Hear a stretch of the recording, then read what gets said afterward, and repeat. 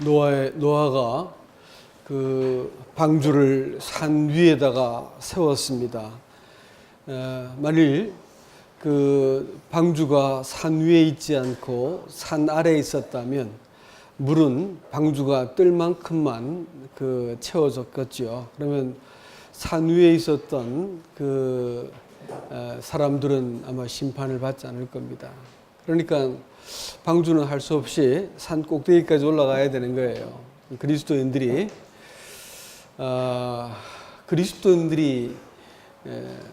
어디에 있는가? 그리스도인들이 세상보다 못하면 하나님이 심판을 하기가 참 어려워지시겠죠. 그래서 이제 하나님은 그리스도인들이 세상보다 나은, 세상을 이기는 사람 되기를 원하시는 겁니다.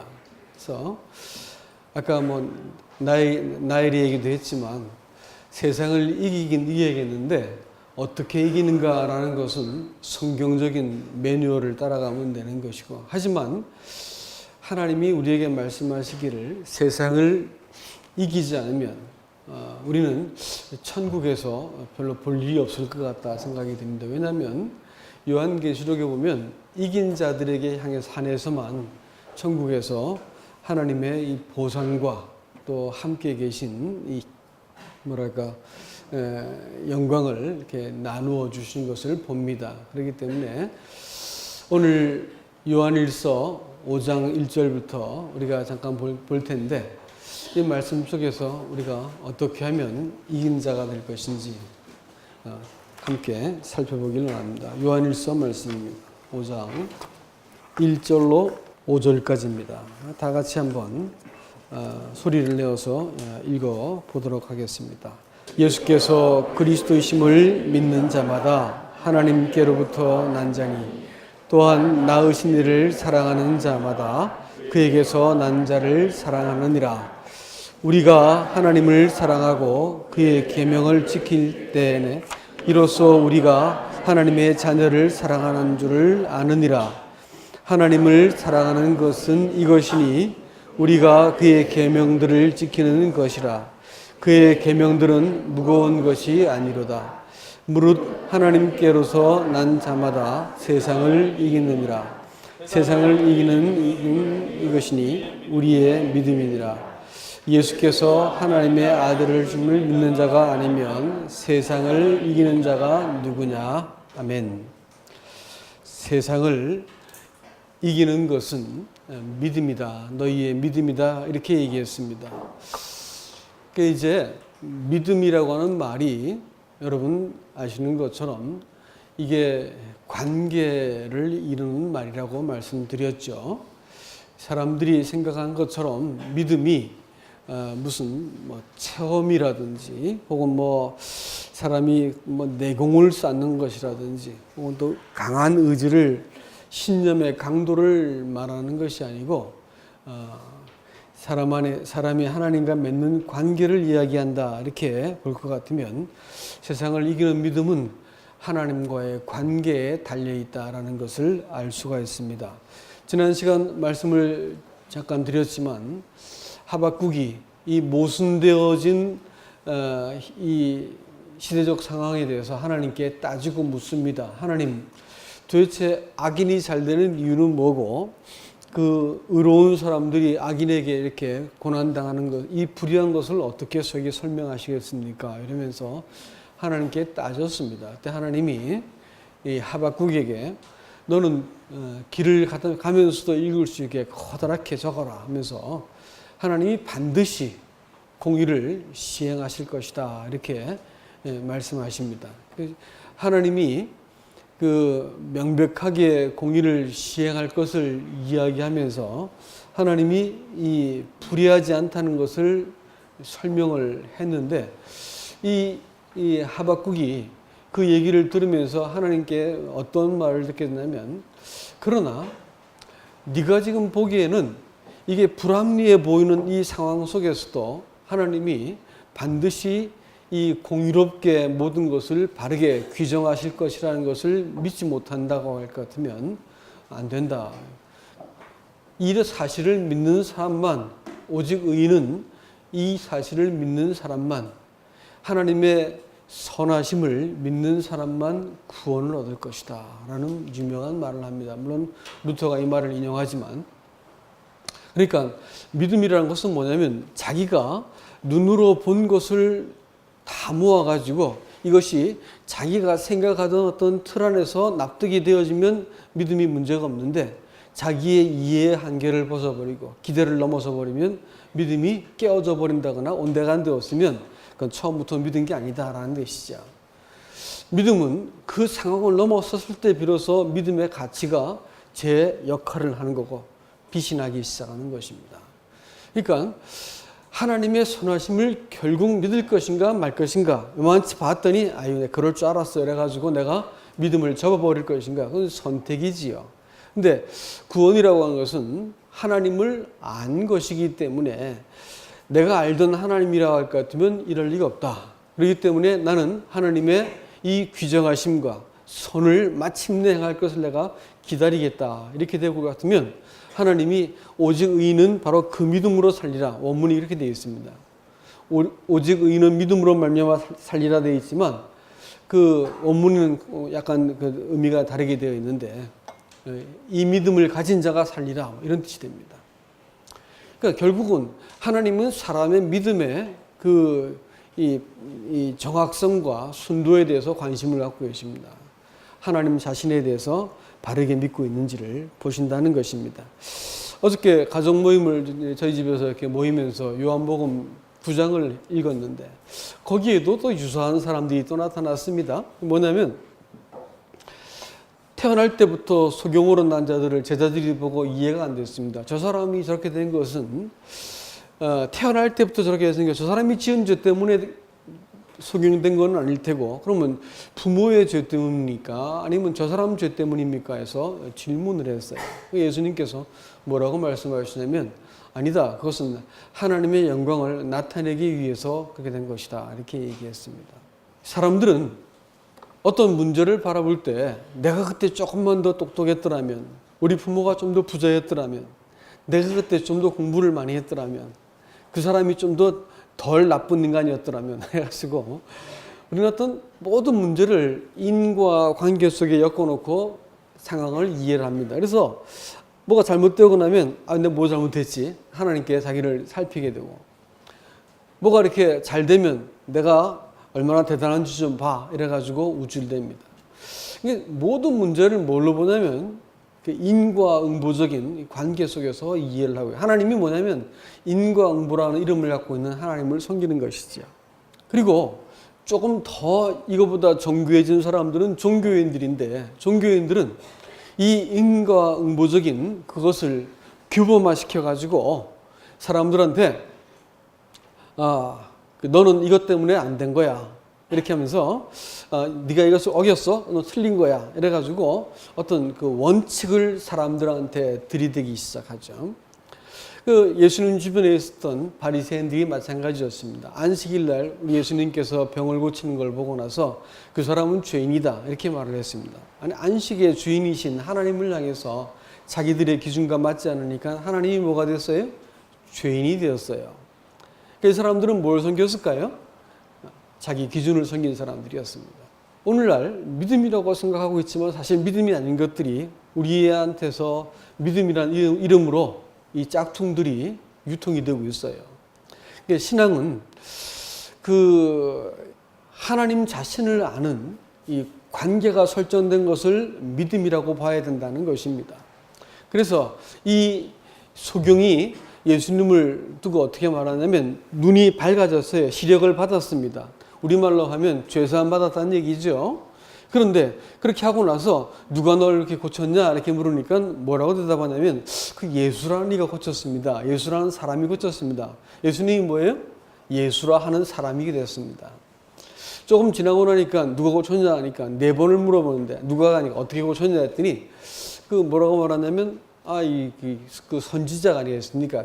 그 예수라는 선지자 아니겠습니까? 그래서 예수님이 선지자가 됩니다. 그 다음에 또 그 마지막에 그들의 출교를 당하고 나서 예수님께서 그를 찾아가셔서 네가 인자를 믿느냐 이렇게 하면서 예수님이 자신을 보여주시니까 주여 내가 믿나이다 이러면서 하나님의 아들로 그가 경배하는 모습이 나타납니다. 그러니까 예수님을 누구로 인식하는가에 따라 가지고 죄 사함, 소위 구원을 받았지만 이 사람이 이 변해가는 과정이 쭉 보였던 것입니다. 이런 일은 요한복음 4장에서도 또 발견이 되죠. 그 영생에 대해서 목말라하던 여인에게도 똑같이 여인이 예수님이 유대인 남자로 보였기 때문에 왜 나한테 물을 달라고 그러세요? 톡 쏘았습니다. 그러다가 조금 지나서 예수님이 당신 선지자 아닙니까? 이렇게 하면서 내 과거를 아니까. 근데 예수님께서 쭉 말씀하시다가 바로 내가 네가 말하는 그다 하면서 그분이 하늘로부터 오신 그리스도 메시아라는 것을 말씀해 주니까 여자가 물동이를 딱 내려놓고 내가 메시아를 만났다 이렇게 얘기합니다. 결국은 신앙은 뭐냐면 하나님이 누군지를 알아가는 만큼 내 안에서 세상을 이기는 힘을 얻는 것이에요. 우리가 이 세상에서 신자라는 이름을 가지고 살면서 이렇게 지지부진하게 구질구질하게 사는 이유가 뭐냐면 하나님이 누군지 잘 모르기 때문에 자기 혼자 용서받은 거 지키려고 전전긍긍하고 제 힘으로 제 인생을 꾸리려고 하다 보니까 싸움하고 찔러대고 변명하고 거짓말하고 방어하고 이런 걸 반복하는 것입니다. 근데 하나님이 누군지를 딱 알 것 같으면 이런 싸움이 딱 멈추는 것이겠다라는 것이지요. 여러분 믿음, 소망, 사랑 이 세 가지는 항상 있을 것인데 뭐 이런 말들을 쭉 나오는데 다 이게 무슨 얘기일까요? 하나같이 관계를 정의하는 단어입니다. 영생이라고 하는 것은 뭐냐면 한마디로 말하면 관계입니다. 내가 그리스도와 어떤 살아있는 관계를 맺는가가 세상을 이길 수 있는 첫 번째 조건이 될 것입니다. 두 번째는 이 세상을 이기는 사람은 하나님께 난 자라고 오늘 성경의 말씀은 기록합니다. 하나님께 난 자. 하나님으로부터 난다는 말을 문자적으로 뭐라고 말하냐면 중생했다라는 뜻입니다. 중생. 위로부터의 출생, 하나님부터 났다라는 것이죠. 이 거듭났다라고 하는 그것은 뭘로 거듭나냐면 말씀으로 거듭납니다. 진리의 말씀으로 내가 너희를 낳았느니라 이렇게 얘기합니다. 왜 사람이 말씀으로 거듭날까요? 엄마 아버지는 정자와 난자가 생물학적 결합을 통해서 생명이 탄생하는 것인데 이 영적인 구원, 영혼이 태어나는 문제는 왜 말씀이 사람한테 닿아야지 구원이 일어나는가라는 것입니다. 왜냐하면 천지 만물이 말씀으로 지어주셨고 하나님은 자기의 마음을 말씀에 담아가지고 사람한테 하나님이 전달해 주시는 거예요. 부모하고 자식 사이도 같이 밥 먹고 또 다 챙겨주고 밥 해주고 빨래 해주고 다 해줘도 부모가 하는 말이 자식이 귀를 안 담아두면 어떻게 할까요? 부모 자식이지만 사실 남입니다. 남. 부부 사이가 한 이불을 덮고 자도 마음에 있는 말들을 서로 주고받지 못하면 어떻게 될까요? 그 남이 올시다.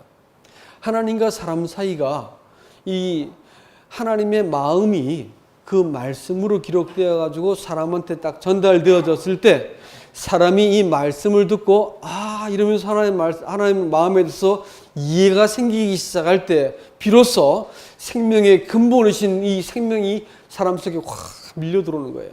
그러면서 그때부터 하나님과 같은 생각과 또 같은 호흡을 하고 같은 이 생명을 가지고 하나님께 내가 살아갈 수 있게 되는 것이다. 그렇기 때문에 반드시 거듭나는 것은 말씀으로만 되는 것입니다. 죄가 하나님의 말씀을 거역하고 하나님의 권위를 거절하고 그 질서를 내가 배격한 것이 죄이기 때문에 사람이 하나님의 말씀을 내가 순종하고 받아들임으로써 이 생명이 시작되는 것이다. 여러분 이 C.S. 루이스라고 하는 사람이 뭐라고 말하냐면 만물을 가지고 도저히 사람의 마음을 채울 수 없는 그것은 사람의 마음 속에 있는 그 사람이 이 세상을 위해서 지어진 것이 아니기 때문이다. 이렇게 말을 했습니다. 저 세상이죠. 하나님이 지으신 세상이 있습니다. 하나님의 나라라고 하는 세상을 위해서 사람의 마음이 지어졌어요. 그러니까 하나님 나라는 죽어서 가는 세상이 아니고 이 땅에서 하나님이 통치하는 세상입니다. 사람의 마음은 그것을 위해서 지어졌기 때문에 사람이 하나님 말씀을 마음속에 딱 품기 시작할 때 사람이 시편의 기자에 표현하면 극락의 하나님께 내가 나아가서 이렇게 얘기합니다. 사람의 마음이 꽉 채워지는 거예요. 근데 이 세상의 것은 무엇을 가져도 다 못 채웁니다. 저도 높다는 분들 많이 만나보고 부자인 분들 많이 만나고 사귀어봤습니다만 그분들 속에 우리와 거의 다를 바 없는 똑같은 문제를 안고 사는 것을 보면서 좀 나을 줄 알았더니 낫지 않더라고요. 똑같은 문제, 똑같이 그냥 이렇게 그 고단한 인생을 살고 있는 것을 보았습니다. 여러분, 이 하나님의 나라가 내 마음속에 이루어지는 이와 같은 하나님으로부터 나는 것이 있지 않고는 우리는 세상을 이기지 못합니다. 우리 마음속에 이 하나님의 말씀이 우리 속에 들어와 가지고 내가 하나님의 마음을 알고 하나님 편에 딱 서게 되는 것을 성경의 표현에 의하면 뭐라 부르냐면 그것을 거룩하게 되었다 이렇게 말을 합니다. 거룩하다는 것은 완전하다는 의미도 있지만 또 하나는 이 소유하다라는 의미가 있습니다. 분리하다라는 의미가 있고요. 다 같이 한번 여러분 이 말씀을 한번 보아가면서 교절해야 되겠습니다. 제가 읽겠습니다. 레위기 20장 26절. 너희는 나에게 거룩할지어다. 이는 나 여호와가 거룩하고 내가 또 너희를 나의 소유로 삼으려고 너희를 만민 중에서 구별하였음이니라. 여러분, 하나님은 내게 거룩할지어다 라고 말했습니다. 스스로 거룩하라고 말하지 않고 내게 거룩할지어다 라고 말씀하고 있습니다. 그러니까 이거 관계를 말하고 계신 거예요. 하나님과 같은 마음과 생각을 품어 그분만이 완전하시고 순결하신 분이기 때문에 하나님께 대해서 순결하라 이런 뜻이 되겠죠. 두 번째로는 이 거룩하다라는 말이 어떻게 달리 표현되고 있냐면 너희를 나의 소유로 삼으려고 너희를 만민 중에서 구별하였음이니라. 거룩하게 된 상태가 뭐냐면 하나님의 소유가 됐을 때 거룩해지는 겁니다. 그리고 또 하나님이 따로 나를 자기 것으로 구별했을 때 거룩해지는 것이지요. 그러면 성도가 이런 의미에서 거룩해진 자이기 때문에 하나님에 대해서 내가 내 마음을 그분께 순결하게 향하는 것은 마땅한 것입니다. 내가 거룩하기 때문에 내가 너희한테 요청하노니 너희가 거룩하거라. 이렇게 지금 얘기해 주고 있습니다.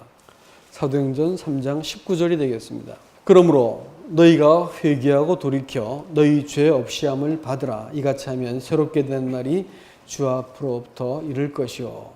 또 주께서 너희를 위하여 예정하신 그리스도 곧 예수를 보내시리니 하나님이 영원 전부터 거룩한 선지자의 입을 통하여 말씀하신 바 만물을 회복하실 때까지는 하늘이 마땅히 그를 받아들 것이다. 두리라. 쭉 읽어놓고 26절에 보시면 하나님이 그 종을 세워 복 주시려고 너희에게 먼저 보내사 너희로 하여금 돌이켜 각각 그 악을 버리게 하셨느니라. 이게 구원의 모든 이 서정이 다 나와 있는 말씀이다라고 볼 수가 있습니다. 그러니까 하나님은 제일 먼저 너희가 이 회개하고 돌이키라라고 말을 하고 있습니다. 그러니까 하나님께부터 태어난 구원받은 사람은 제일 먼저 마음속에 성령이 마음속에 지금까지 살던 삶의 방식에 대해서 이게 잘못되었다라고 인식을 먼저 주세요. 그 다음에 이 죄 없이함을 받으라라고 말했기 때문에 이 용서가 그 다음에 따라오는 것입니다. 근데 회개를 하지 않은 채 용서가 선포가 되어 버리면 죄 사함을 무슨 그 공짜로 얻어먹은 무슨 그런 것으로 이해하기 쉽죠. 그래서 사람들이 구원받고 나서도 죄로부터 돌이키지 않는 그것은 회개한 일이 없기 때문에 그와 같다라는 것입니다. 그렇게 되면 어떤 일이 벌어진다고요? 새롭게 되는 날이 주 앞으로부터 온다 했습니다. 그러니까 이 죄 사함을 받고 나면 마음이 새롭게 되어지는 어떤 시점이 딱 온다는 거예요. 그냥 그 모태 신앙에서 두리뭉실이 넘어오는 게 아니고 어떤 시점을 딱 가지고 하나님으로부터 마음이 새롭게 되어진 때가 온다는 것입니다. 네 번째로 뭐예요? 예수를 하나님이 보내세요. 예수가 사람 마음속에 들어오셔가지고 마음을 떡하고 점유하신다는 것입니다. 그러면 어떤 일이 벌어진다고요? 26절에서 내가 악을 버릴 수 있게 된다라는 것입니다. 이게 이제 일련의 하나님께로부터 난 사람들의 특징입니다. 구원의 모든 서정을 말하죠. 그러니까 하나님께로부터 난 사람들은 죄를 내가 버리고자 하는 마음이 생깁니다. 죄로부터 돌이키고자 하는 마음이 생긴다는 것이지요. 이 하나님께로부터 났기 때문에 이 본능적으로 그 하나님의 뜻에 대해서 내가 따르고 싶고 죄를 품었을 때 내가 불편해지는 이런 본능이 새로운 피조물로서 갖게 된다는 것입니다. 어떤 사람이 담배를 피웠습니다. 그러다가 어찌어찌해서 그 신학교를 가게 되었어요. 졸업을 하고 전도사 시절을 마쳐가지고 목사가 되었는데 이놈은 담배가 끊어지지 않는 거예요. 그래가지고 담배를 끊으려고 금식도 해보고 별짓을 다 해보고 금연학교 가보고 뭐 목사가 담배를 피니까 얼마나 이게 황당한 일이겠어요. 그러니까 담배를 끊으려고 별짓을 다 해봤습니다. 근데 안 끊어지는 거예요. 끊으려고 아무리 애를 써도 끊어지지 않는 거예요. 근데 어느 날 꼭지가 돌아갈 만한 일이 생겼습니다. 어떤 그 시시껄렁한 사람이 하나가 나 구원받았어 이러고 이제 간증을 하더니 이 사람이 하루아침에 담배를 다 끊어버리는 거예요. 그걸 보고 나서 심각한 열등감이 느껴집니다. 그리고 하나님께도 원망이 생겨서 하나님 이게 뭡니까 도대체. 나는 이렇게 목사로서 말이지 명색이 목사인데 담배를 끊으려고 그렇게 애를 썼는데 이 담배가 안 끊어졌었는데 저 사람은 예수 믿자마자 단박에 끊었습니다. 절 덜 사랑하시는 겁니까? 나 예수 이 목사 안 할랍니다. 막 이러고 막 따졌습니다. 근데 마음속 깊은 곳에서 한 음성이 올라왔어요. 이게 뭐냐면 너는 담배를 끊겠다고 마음속에 바라긴 했지만 그러나 정말 갈망은 없지 않았냐. 담배를 사실은 끊어야 된다는 필요성은 느꼈지만 담배를 좋아하고 있었거든. 이 담배가 끊어지겠습니까? 안 끊어지겠습니까? 좋아하고 있으면 안 끊어지게 되는 거예요. 그걸 자기 안에서 슬그머니 오르는 그 음성을 내가 딱 듣고 나니까 내가 더 큰 힘이 와가지고 나 한번 바꿔보시오. 이래가지고 더 큰 힘이 와가지고 그게 성령이 됐든 뭐가 됐든 날 확 뒤집어가지고 담배를 딱 끊어보라 이런 뜻이었습니다. 하나님이 와가지고 날 한번 어찌어찌 해가지고 담배를 끊어지게 좀 만들어 보시오. 이런 뜻이었죠. 말하자면 어떤 여자가 자기가 선택해야 될 두 남자가 있는데 하나는 능력이 있고 하나는 능력이 좀 떨어지는 사람인데 능력 있는 사람은 내가 당신 나한테 잘하고 능력이 있으면 내가 당신을 내가 결혼해 주겠어. 뭐 이런 얘기였죠. 그러니까 하나님을 그런 식으로 여기고 있었다는 것이었습니다. 이것들이 가만히 생각해 보니까 내가 하나님께 심각하게 잘못했다는 것을 알고 회개를 합니다. 그러고 나서 그 자리에서 담배가 끊어진 간증을 했습니다. 여러분, 어떤 사람들이 예수 믿고 나서도 사실은 우리는 이 사람은 뭐 담배 얘기하고 있지만 술도 그렇고 게임도 그렇고 또 우리가 저는 이 그리스도인들이 습관적으로 잘 버리지 못하는 죄들을 누구나 갖고 있는 거 아시죠? 우리도 다 그렇습니다. 그리고 또 죄가 아닌 척 이 표정을 짓고 우리 속에 있지만 사실은 죄인 것도 무지하게 많습니다. 그래서 내가 벌컥벌컥 화를 잘 내는 사람이라고 생각을 해보십시오. 근데 자기가 아무리 난 그래도 뒤끝은 없어 이런 얘기 아무리 해봐야 성경은 죄라고 말을 하는데 이게 죄가 아니고 이게 때로는 먹히거든. 내가 화를 팍 내면 딴 사람들이 이렇게 내 화내는 거 보고 꼬리를 탁 내려주고 막 하니까 이게 통쾌한 맛도 좀 있고 좀 뭐 그리스도인으로 그다지 이렇게 좋은 뭐 성질 같지는 않지만 내 성질 더러운 거 알지? 그러니까 알아서 기어 뭐 이래가지고 이 성질을 벌컥벌컥 내고 그리스도인이 냈단 말이죠. 이것이 통하고 나름대로 효과가 있고 내가 이렇게 뭐 죄는 죄인 줄 알겠는데 큰 죄는 아닌 것 같다 싶어가지고 나한테 이익이다 싶으면 그걸 놓겠어요, 안 놓겠어요? 절대 안 놓죠. 절대 안 놓습니다. 이걸 늘 붙들고 있는 거예요. 그러다가 주여 하면서 감춰뒀다가 필요하면 또 끄집어내서 쓰고 하는 거예요. 자기 연민, 자존심, 욕심, 자기 성취, 뭘 얘기해 볼까요? 우리가 볼 때 죄라고 부르기는 차마 좀 이렇게 단정짓기는 아쉬울 만한 것들을 우리는 옆에 가만히 끼고 살고 있습니다. 이걸 죄라고 딱 부르기 전까지는 절대 그것은 나한테 떨어지지 않아요. 이것이 끝까지 우리를 이렇게 괴롭힌 것이. 하나님께로 난 사람들은 이런 것이 반복되어지면 하나님은 아주 명료하게 우리를 가두어 버리십니다. 죄가 반복되면 어떻게 해요? 감옥에 가죠. 근데 하나님이 사람을 다루시는 방법도 감옥에 우리를 보내신다는 것을 알게 되었습니다. 시편 69편 33절인가 보니까 하나님이 33절? 그런 것 같은데 사람을 여호와를 인하여 갇힌 자 되었다라는 표현을 씁니다. 하나님이 종종 사람을 가두어 버리세요. 그래가지고 갑자기 인간 관계가 두렵게 만들고 상황이 위태롭게 흔들리게 되어지고 마음속에 불안감이 엄습하고 어쩔 줄을 모르게 만들고 꼼짝도 못하게 만들어 버리세요. 그래서 그리스도인들의 삶이 무지하게 고단하게 만들어 버리시는 거예요. 왜 그러실까요? 우리가 잘못된 선택을 했다는 것을 알려주시기 위해서 그렇게 하시는 겁니다. 그래서 종종 우리를 그와 같은 이 상황에 우리를 집어넣는 것입니다. 어떻게 하면 우리가 그 세상을 이길 것인가? 이 점에 있어 가지고 여러 가지 생각들을 참 이렇게 많이 하게 됩니다. 이제 이 하나님께로부터 난 자들의 특징이 뭐냐면 계명을 지킨다라는 오늘 그 요한일서가 그렇게 그 난 자들의 특징이 하나님의 계명을 지킨다 이렇게 말을 하고 있습니다. 그것이 하나님의 그 뜻에 대해서 사람이 그 따르고자 하는 본능이 있다라는 말로도 해석할 수 있지만 또 한 가지는 뭐냐면 여러분 한번 보세요.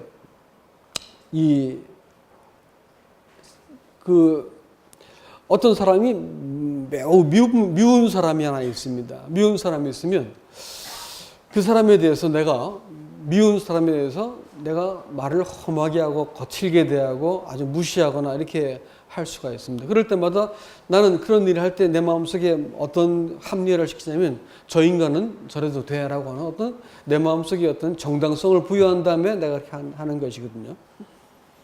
사람이 화를 낼 때도 마찬가지입니다. 정당성을 부여하지 않은 채 그렇게 내는 적이 없어요. 내가 정당하다는 것을 해놓고 나서 사고를 치지요.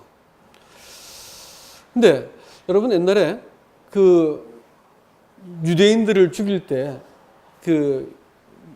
그 사람들이 히틀러와 독일 사람들이 화장실을 다 없앴다는 말씀 제가 드린 적이 있죠. 화장실을 없애버리고 나니까 사람들이 배설을 어쩔 수 없이 그 생활관에다가 하게 만들어놨어요. 그러다 보니까 들어가면 그 더러운 냄새가 악취가 그냥 막 진동을 하고 그러면서 물을 딱 시커먼 물을 하루에 한 잔만 주니까 그 물 마시기 바쁜데 그냥 그야말로 짐승같이 막 살고 있었다는 얘기죠. 그러니까 그 사람들을 이렇게 감시하던 사람들이 저런 인간들은 죽여도 돼라고 하는 어떤 정당성을 부여할 때까지 또 그 사람들이 그것을 동의할 때까지 가두어 두는 거예요. 때가 되면 이제 가스실로 보내서 불태워 죽여도 저런 인간들은 그래도 돼라고 하는 어떤 정당성을 부여하는 과정을 가졌다 그래요. 그럼 신앙이랑 다른 사람을 참 대면한 데 있어 가지고 내가 사랑해야 될 사람인데 사랑할 마음이 감정이 안 서는 거예요. 내 감정이 따라가지 않고 그러고 싶지 않은 마음이 드는 것이죠. 그럴 때는 어떻게 해야 되는 것이냐. 성경적인 원리에 의하면 계명을 지키느라 이렇게 했으니까 그것이 명령이라는 것을 알았을 때 내 감정과 무관하게 내가 동의를 해보는 것입니다. 그래서 하나님이 사랑하라고 명령했을 때 내가 내 감정은 동의하지 않지만 내가 그렇게 하겠습니다. 해서 내가 동의하고 내가 그렇게 해봤어. 그렇게 하면 어떤 일이 벌어질까요? 역시 손해를 볼 거야. 예? 성경이 말씀하고자 하는 말은 뭐냐면 그렇게 해보기만 해봐라. 그러면 내가 약속한 것을 가지고 내가 너를 살려낼 수 있다라고 말씀하고 계신 거예요. 이 성경이 말하고 있는 이 영적인 원리가 뭐냐면 내 감정과 내 이 생각은 내가 동의가 안 돼. 내가 지금 용서를 구한다거나 잘못했다 말하거나 나를 낮춘다거나 내가 좀 손해를 본다거나 동의가 안 되는 거예요. 내가 누구를 사랑해야 된다거나 저 인간은 그럴 자격이 없습니다 하면서 내가 내 마음속에 분노와 정당한 어떤 그 욕을 할 수 있는 뭐 이런 것이 있을지 몰라도 사랑하다니요 동의가 안 돼. 그렇지만 내 마음속에서 사람이 사랑해야 된다라고 하는 것이 분명하게 성령께서 말씀해 주고 계세요. 그래서 어떻게 하면 좋겠냐 이게. 그럴 때 성경에 말하는 것은 일단 한번 순종해 봐라는 것입니다. 순종하고 안 되면 사랑합니다. 마음에 없는 말이라도 해보고 안 되면 물 한 컵을 갖다 주고 안 되면 막 잔소리할 때 내가 대꾸하기를 참아보고 내가 성령을 의지해서 그런 선택을 딱 해버렸을 때 내가 원치 않는 상황이 되었음에도 불구하고 그 상황을 내가 항의하지 않고 내가 따라가지고 상대가 말하는 것을 내가 이렇게 동의해 줘 버렸을 때 하나님이 어떻게 보상하시는지를 경험해보지 않은 사람들은 절대 몰라요. 해본 사람들은 이것이 하나님이 숨겨놓으신 영적인 비결이라는 것을 알게 됩니다. 십자가라고 하는 그것이 그리스도에게 예수님께서는 내가 받을 영광이 앞에 있으니라고 말했습니다. 십자가가 그분께는 영광이었어요. 왜 영광이었을까요? 하나님께서 자신을 낮추신 예수님에 대해서 지극히 이렇게 높은 이름을 주셨다 이렇게 말을 했는데 주님도 자신을 낮춤으로써 영광을 얻는 이 영적인 원리에 대해서 우리에게 말씀을 해주신 겁니다. 그리스도인들이 자기를 이렇게 자기의 권리와 뜻과 이 생각과 이 입장에 대해서 권리에 대해서 주장을 할 때 하고자 하는 욕망이 막 목에까지 차올라도 내가 아니라고 딱 하면서 사실을 부인을 하고 나면 하나님이 거기에 대해서 보상하시는 것을 경험하게 됩니다. 맛을 본 사람만 알게 하나님으로부터 오시는 이 힘과 이길 수 있는 능력을 경험해 본 사람은 알겠다. 못하기 때문에 쩔쩔매고 막상 그 자리에 가면 내가 내 본전 생각나서 못하고 이렇게 되기 때문에 그렇게 오랜 세월 지나도 맨날 징징거리는 소리 하고 있는 이유가 아니면 한 번도 자기를 십자가라는 제단 앞에 올려놓은 적이 없어. 이 믿음의 원리를 일단 한번 나는 그런 사람이라고 내가 인정을 하고 하나님 앞에 내가 동의를 하고 나면 하나님께서 이 순종을 통해서 실질적으로 하나님의 능력을 경험하게 된다라고 하는 것입니다. 이것이 하나님의 약속이고 명령입니다. 부디 이 일을 통해서 우리가 하나님께서 난자로서의 이 승리를 경험할 수 있기를 원합니다. 마지막으로 오늘 이 본문의 말씀은 하나님의 아들이심을 믿는 자마다 세상을 이긴다. 하나님의 아들이심을 고백한 자가 아니고 믿는 자가 아니고 세상을 이기는 자가 누구냐 이렇게 얘기했습니다. 여러분 왜 하나님의 아들인 것을 믿는 자가 세상을 이길까요? 이 말씀이 뭔 뜻인가 생각을 많이 했습니다.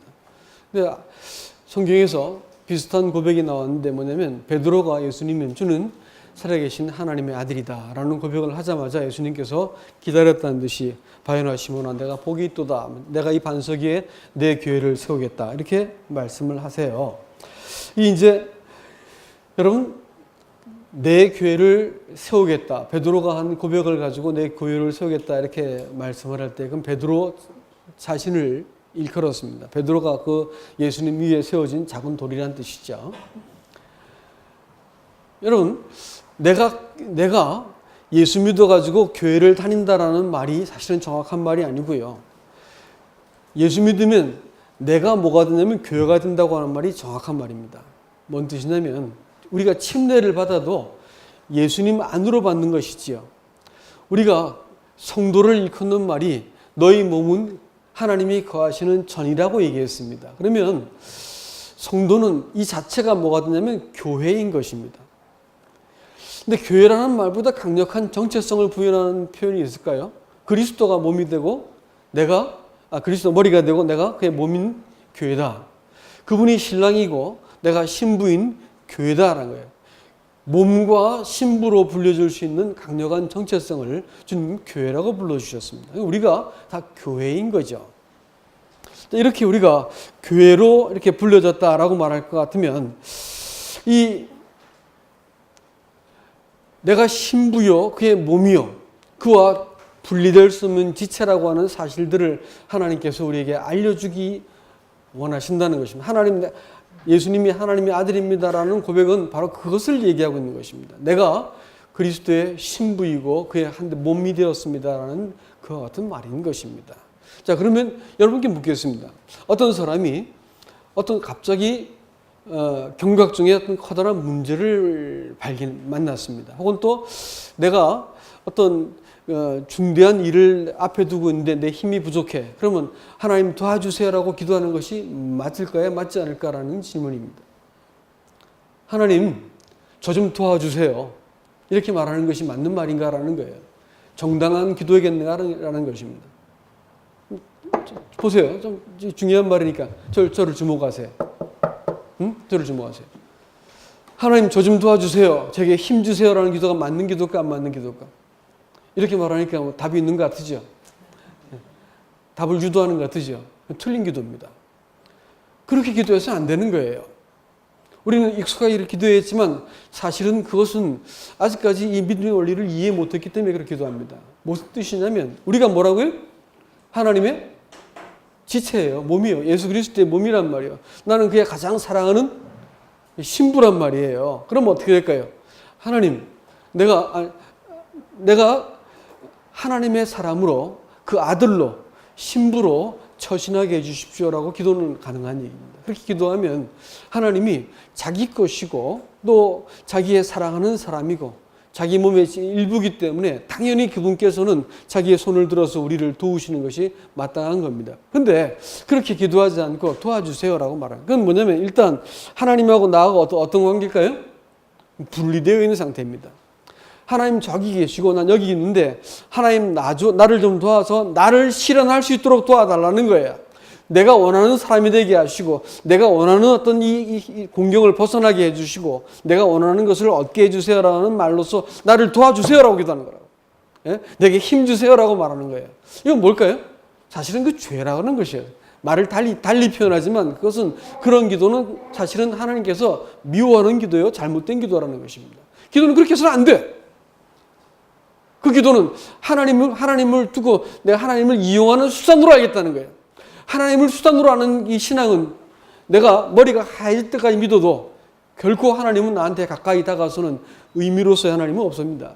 하나님은 목적이 된 적이 없기 때문에 그 사람하고 관계 맺은 적이 없는 거예요. 여러분, 이 땅을 살면서 내가 얼마큼 많이 무슨 일을 했다는 것 가지고 하나님께서 우리 심판하지 않지만 하나님은 네가 누구의 이름으로 살았는가는 반드시 물어보신다고 했죠. 예? 얼마큼 많은 일을 했는가는 물어보지 않으셔도 내가 어떤 사람으로 살았는지는 물어보시는 거예요. 내가 물 한 컵을 내가 누구한테 대접을 하더라도 하나님의 사람으로서 주의 이름으로 내가 누구를 공급하고 내가 주의 이름으로 뭘 하거나 하지 않았을 때 그것은 내가 하나님의 자녀로 처신한 것이기 때문에 그건 하나님 보상하신다는 거예요. 근데 내가 아무리 선한 일을 많이 해도 내가 하나님의 아들로 내가 처신하지 않았으면 그건 다 죄가 된다는 겁니다. 그러니까 네가 누군지 내가 잘 모르겠다라고 하신 말씀은 그들이 한 일이 적어서가 아닙니다.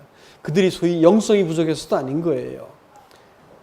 하나님의 아들로 처신한 적이 없다는 것입니다. 신앙은 뭐예요? 정체성 싸움이라니까요. 내가 누구냐는 거예요. 내가. 우리를 교회로 부르시고 내가 교회라고 말할 것 같으면 내가 하나님의 일부이고 또 내가 주일날 떡을 떼고 있는 이 우리들이 주님 몸 나누고 있습니다. 내가 네 몸이다 라고 말씀하고 난 당신의 소유입니다. 고백하는 거예요. 침례받을 때 나는 그의 몸 안에 들어가는 것이고요. 나중에 주님께서 자기의 몸을 거두어서 한 세 사람을 이뤄내실 것입니다. 교회는 이 땅에서 그 연습하고 있는 것이고요. 그렇게 볼 것 같으면 여러분 어떻게 되겠습니까? 기도할 때 어떻게 해야 된다고요? 하나님, 내가 하나님의 아들로 내가 처신하게 해주십시오. 아침에 기도할 때도 하나님의 아들로 처신하도록 기도하는 거예요. 아침이 됐든 저녁이 됐든 내가 하나님 앞에 경건한 시간을 가질 때 하나님의 것으로 내가 나를 자기 정체성을 들여다보는 시간을 갖지 않은 사람들은 문제를 만날 때 허둥지둥하고 본색을 드러내게 되어 있습니다. 본색을 드러내고 변명하고 거짓말하고 또 화를 내고 꼼수를 부리고 하는 이 모든 이유가 다 어디에 있는 걸까요? 내가 하나님의 사람으로서 내 정체성을 가져보지 못했기 때문에 그러고 있는 거예요. 옆에서 보고 있는 사람들이 그 사람 보고 야 과연 저 사람은 하나님의 사람이다 이런 말 할 수 있을까요? 환멸을 느끼죠. 그럴 리가 없습니다. 그 사람 보고 하나님 사람인지 알 수가 없는 거예요. 실수를 하고 자빠져도 하나님 사람으로서 품위 있게 자빠져야지. 자빠지고 나서 수습하는 과정 속에서도 하나님의 사람으로서 정당하게 자백, 주님 내가 하나님의 사람으로 처신하지 못했습니다. 자백이 소위 모름지기 이래야 되는 것입니다. 하나님 좀 더 도와주시죠. 뭐 이렇게 말해서 안 된다는 거예요. 그렇게 하지 마십시오. 그 다음에 하나님의 아들로 믿는다고 하는 것은 예배를 드리게 되었다는 것이에요. 교회라고 하는 것은 하나님을 예배하는 처소이지요. 그래서 여러분 이 성경을 이렇게 쭉 보면서 마음속에 와서 닿는 것이 그렇죠. 요즘 이제 자매님들하고 이제 금요일 날 오경을 공부하는데 어느 날 이렇게 성경을 보는데 마음속에 와서 닿는 게 그렇습니다. 하나님이 얼마나 이 걸레 같은 인생들을 만나시고 만나기를 사모하셨으면 출애굽기에서 그렇게 주밀하게 손막 짚고 시시콜콜하게 다 그 율법 다 일러주시고 레위기 와가지고 하나님께 제사하는 거 하나 그렇게 다 말씀해 주시고 민수기 와가지고 광야 지나는 동안 만나 먹고 이 하나님이 공급하시는 물 마시면서 하나님과 어떻게 관계 맺을 수 있는지를 다 보여주시고 신명기 가나안에 들어가기 직전에 마지막으로 또 일러가지고 어떻게 하나님을 대면할 수 있는지를 하나하나 말씀해 주시는 하나님의 절절한 사람을 만나기 위한 하나님의 사랑과 열정을 이렇게 보게 됩니다.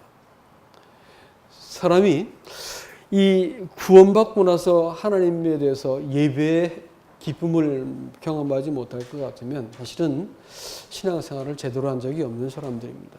예배는요, 하나님 앞에서 내 자신이 나를 사랑해서 다가오신 하나님 앞에 내가 나를 기꺼이 제단 앞에 올려놓고 나 말고 당신이 내 인생을 대신 살기 원합니다. 나는 온데간데 없어져 버리는 거예요. 예배 속에 들어가 보면 내가 온데간데 없어진다. 내가 느낀 거 예배하려고 제발 하지 마세요. 예배 드릴 때 내가 느낀 게 뭐이 중요해. 하늘도 땅도 사라지고 다 오간데 없어지고 오직 구속하신 예수만 보이더라. 찬송가 가사가 그렇죠. 예수만 보이는 거예요. 예수만. 이 누구를 사랑하게 될 때 내가 보이던가요? 다른 여자가 아무리 이쁘다고 보이던가요? 사랑하는 사람만 보이게 되어 있습니다. 하나님이 사람을 사랑하셔서 사람을 그렇게 찾아오셨고 하나님이 우리에게 사랑을 고백하셨습니다. 사람이 이 하나님의 사랑을 깨닫고 나게 되면 예수만 보이게 되는 거예요.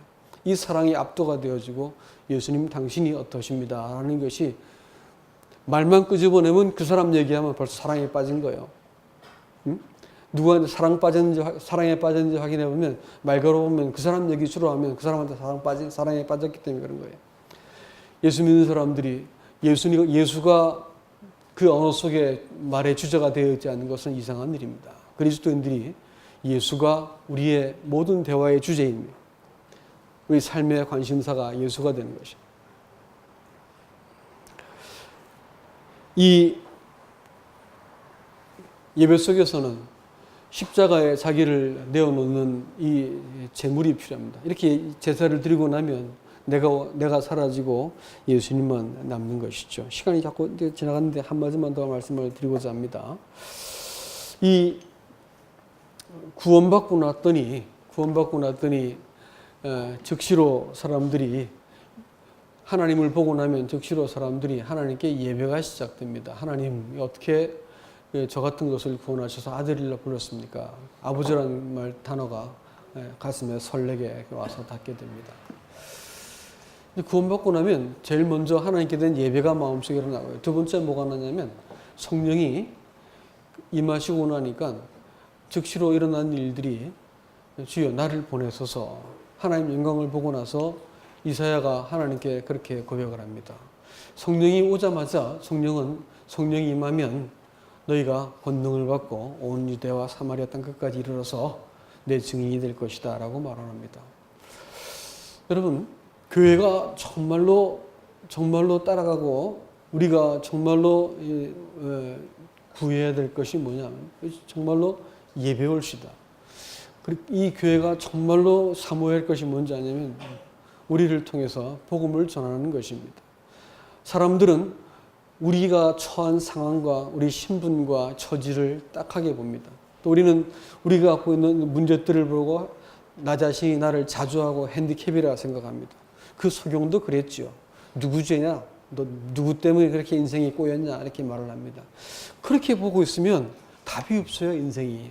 근데 이것이 하나님의 영광 때문이다라고 할 것 같으면 문제가 달라집니다. 예수님께서 가장 비천한 하늘의 영광을 가진 분이 가장 비천한 인생을 가지고 유대 땅 사마리아 또 이 갈릴리 북도로 오신 분이셨어요. 근데 예수님은 자신을 뭐라 불렀냐면 아버지께서 나를 보내셨다 이렇게 했어요.